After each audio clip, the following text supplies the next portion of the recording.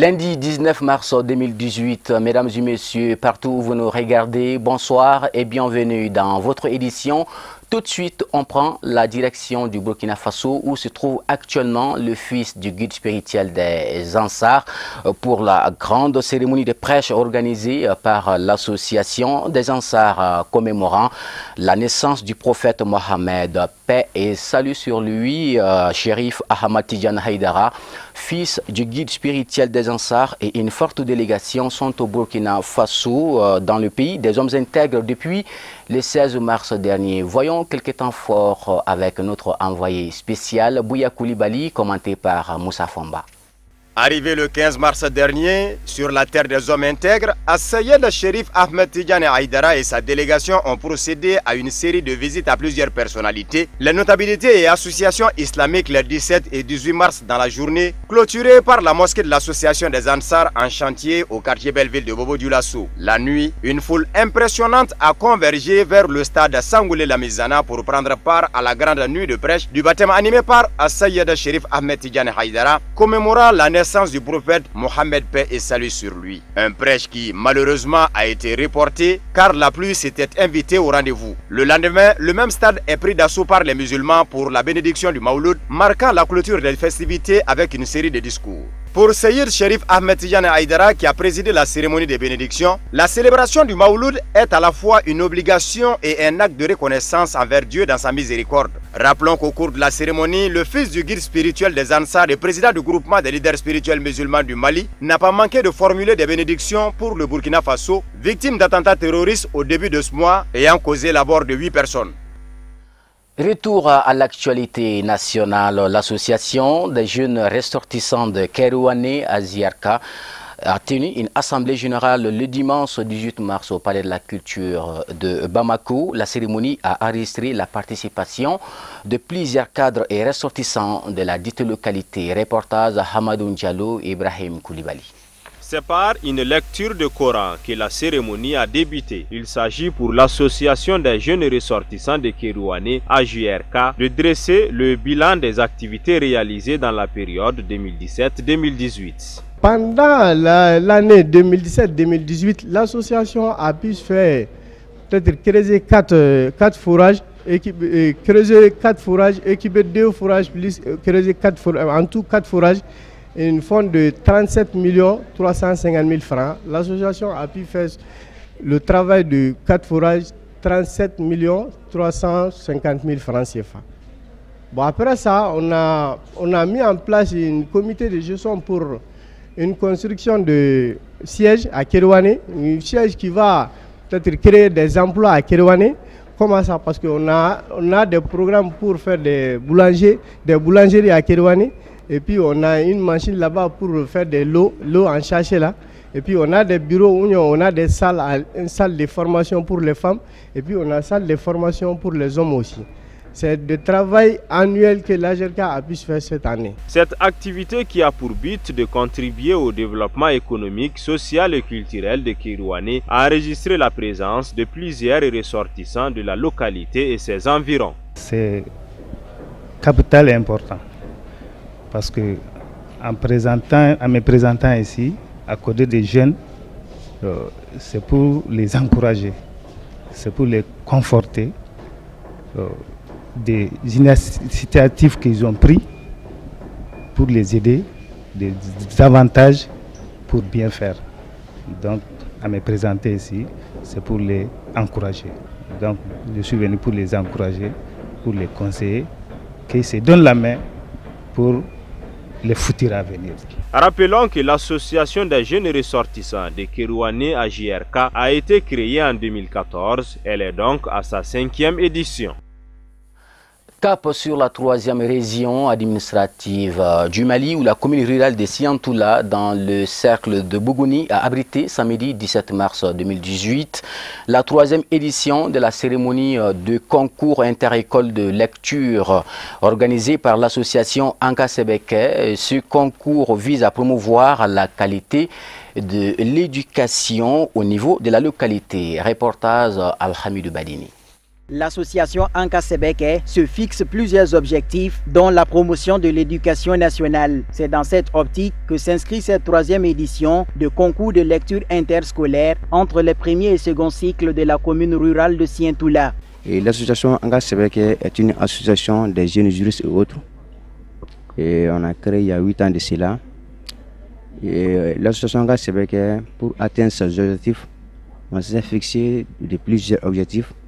Notamment, ça c'est la promotion des droits de l'homme, il y a la protection des droits de l'homme aussi, il y a le reboisement qui est dans nos objectifs, il y a aussi la promotion de l'éducation nationale. L'association Anka Sebeke, chaque année aussi, donc on organise des activités culturelles, ça c'est pour promouvoir la culture traditionnelle de notre commune. Cette 3e édition, nous sommes très satisfaits par rapport à l'organisation même et puis par rapport au passage des concours, autre chose, et à la remise des prix. Donc nous sommes très satisfaits vraiment. Une occasion pour l'association d'inviter les ressortissants de la commune à contribuer davantage au développement de la localité. Elle a également invité la population, notamment les parents d'élèves, à mettre un terme au travail des enfants dans les sites d'orpaillage. On fait appel toujours à nos ressortissants pour qu'ils viennent vers la commune. C'est le but même de la décentralisation. Les maires sont là, puis eux seuls ne peuvent pas tout faire.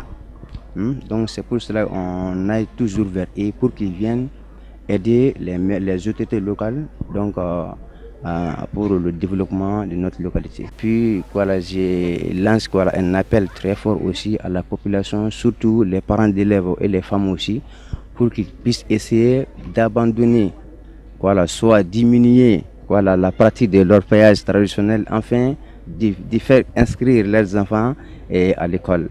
Les responsables administratifs de la localité ont salué et remercié l'association pour cette initiative, gage de développement, et l'a invité à la pérennisation de ces actions au niveau de la commune. Je suis très content d'abord de l'organisation ainsi que au niveau des élèves aussi, parce que comme ils l'ont si bien dit, chaque année on constate de l'amélioration, et cette année s'il y a l'amélioration aussi, c'est très bien. Là je suis très content, et c'est petit à petit, donc je pense que avec ce système donc on peut aller de l'avant et on peut mieux faire dans les jours à venir.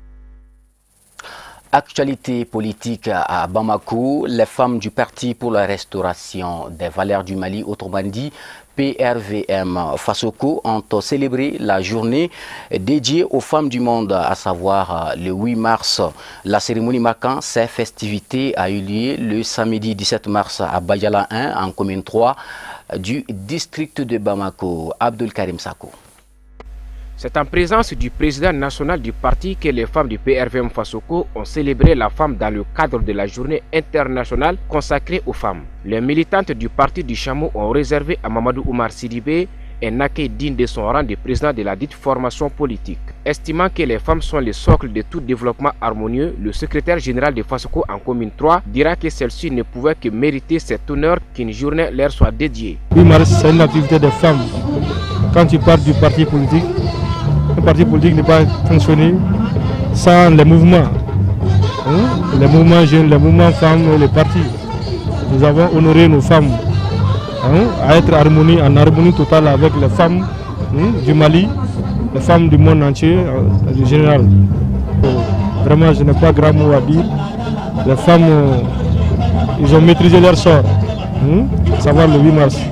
Accompagné de plusieurs responsables du bureau exécutif du parti, le président et non moins candidat à l'élection présidentielle de juillet prochain a félicité les femmes pour leur parcours dans l'histoire de l'humanité avant de saluer la forte mobilisation dont elles ont fait montre à cette occasion. Le 8 mars chez nous c'est tous les jours, c'est comme on dit, on a pris une journée spécifique pour les magnifier, mais les femmes doivent honorer tous les jours. Tous les jours on doit les honorer, donc la femme elle est magnifique. Merci aux femmes du Mali et merci aux femmes de la commune 3. Absolument, ils ont eu 3 conseillers grâce aux femmes d'ici, en commune 3. Et d'une manière générale, Fasoko, c'est les femmes. Les femmes représentent, selon les organisateurs, 80% de l'électorat du PRVM Fasoko en commune 3 du district de Bamako. La chanteuse Wassa Degetigi et son orchestre ont rehaussé l'éclat de ces festivités du 8 mars des femmes du PRVM Fasoko en commune 3. Page Culture, la 5e édition du festival Didadi de Bougouni s'est tenue du 15 au 18 mars 2018 à Bougouni sous la haute présidence du ministre de l'Agriculture, M. Nangou Dambélé. La cérémonie d'ouverture a enregistré la présence de plusieurs personnalités culturelles, politiques, administratives, coutumières et traditionnelles de la région de Sikasso et du cercle de Bougouni. Envoyés spéciaux, Amadou Kamara, Seydou Niari. Le Festival international Didadi de Bougouni est devenu d'année en année un rendez-vous culturel qui s'inscrit parfaitement en droite ligne de l'agenda de la culture malienne au plan national et international. La tenue de ce festival pour moi est presque un défi au développement que je préconise pour cette ville. Je suis un natif de Bougouni. Pour moi, le Didadi non seulement doit être une activité musicale, mais le Didadi doit être aussi une activité à pérenniser dans le temps pour que cette ville ait une visibilité. Et cette visibilité ne peut pas être faite, selon moi, sans peut-être de manifestations culturelles de ce genre. Donc le Didadi est une fête pour la promotion de la ville, mettre en exergue nos valeurs et surtout continuer à donner une bonne leçon à la nouvelle génération pour qu'on revienne un peu aux sources. Le développement économique et social d'un pays est indéniablement lié à sa culture. Aucun pays ne peut prétendre à un développement harmonieux en reliant sa culture. Le festival Didadi est aujourd'hui un fait culturel incontournable dans cette partie sud de notre pays et même au-delà. Cet événement culturel est devenu un puissant vecteur de mobilisation et de cohésion sociale pour la nouvelle génération. Placé sous le thème tourisme, enjeux et perspectives dans le cercle de Bougouni, Bani Monetier regorge de réels potentiels avec des sites touristiques compte tenu de sa position géographique, de sa riche diversité ethnique et de son patrimoine matériel et immatériel. Alors je voudrais dire que ce festival international du Didadi, qui vit sa 5e édition aujourd'hui, peut être considéré par nous comme un festival international même de la résistance culturelle. Et je pense que quelque part, c'est dans la mouvance de ce que nous appelons cette révolution culturelle en marche. Et Bougouni est devenue aujourd'hui une grande ville. La Fondation Orange Mali est heureuse d'être présente aujourd'hui à cette 5e édition du Festival international Didadi de Bougouni, organisé par l'association culturelle Seko Anedonko. Depuis 2006, la Fondation Orange Mali appuie modestement mais résolument les pouvoirs publics et les acteurs sociaux dans leurs efforts de développement.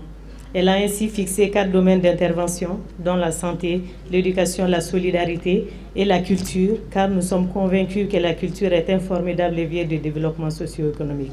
Cette 5e édition a été une véritable fête de la culture pour les festivaliers, les artistes et le public qui ont effectué le déplacement en grand nombre. Je vous apporte le salut des populations des cercles frères de la région de Sikasso. Permettez-moi de remercier toutes celles et tous ceux qui, de quelques endroits du Mali et de l'extérieur, ont bien voulu honorer de leur présence la cérémonie d'ouverture de la 5e édition du Festival international Didadi de Bougouni.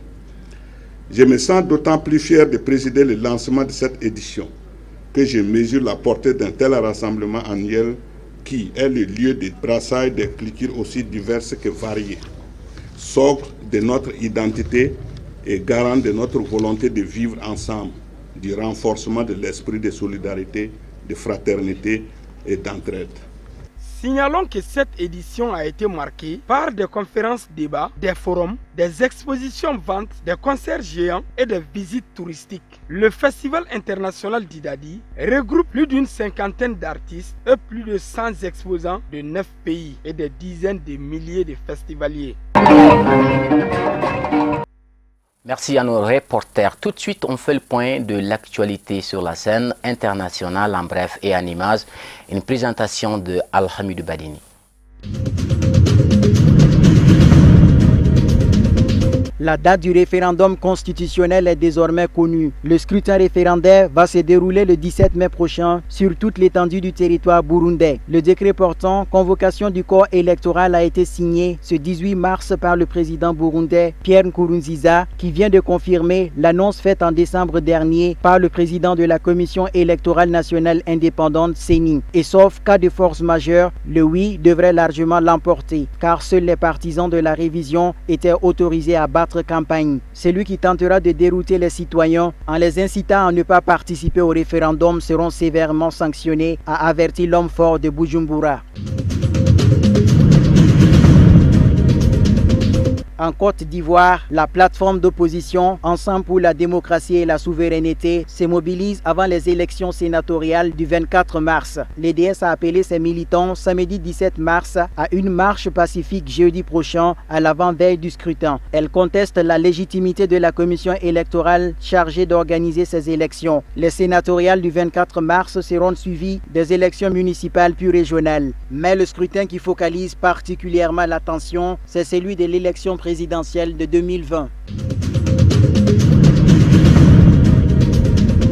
En Sierra Leone, plusieurs incidents ont éclaté la semaine dernière entre les partisans des deux finalistes au second tour de la présidentielle. Samoura Kamara, sorti en tête du premier tour, et Julius Mandabio, qui s'affronteront le 27 mars prochain. En entendant le scrutin, la perspective de nouvelles violences inquiète dans un pays profondément marqué par des années de guerre civile. Des sources policières citées par l'agence France Presse font état de plusieurs arrestations. Ces tensions inquiètent la société civile et les observateurs étrangers. La Sierra Leone reste profondément marquée par 9 années de guerre civile entre 1991 et 2002. Un conflit sanglant dans lequel près de 120 000 personnes ont perdu la vie.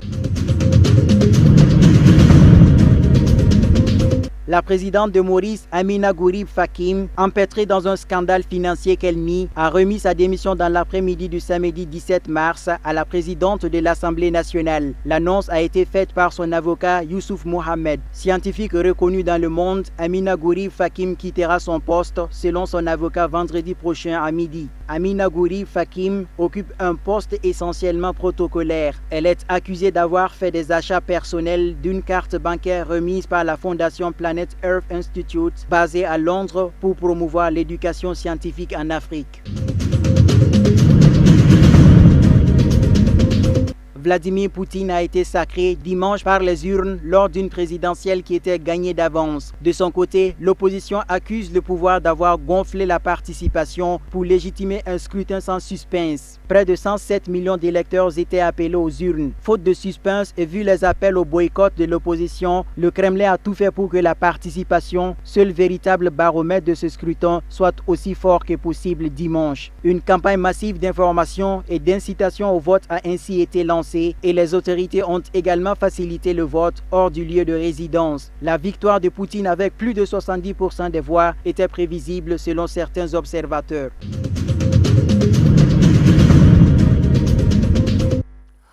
Avant de boucler ce journal, un communiqué de presse, rencontre avec les opérateurs économiques et porteurs de projets industriels. Ceci mardi 20 mars 2018 à 11h sous la présidence du ministre du Développement industriel, en prélude à la première édition du Salon international de l'industrie du Mali, SIM, prévu du 19 au 21 février 2018 au Parc des Expositions de Bamako. Le ministère du Développement industriel, en collaboration avec la Chambre de commerce et d'industrie du Mali, organise une rencontre d'information et de sensibilisation des opérateurs économiques autour de l'événement.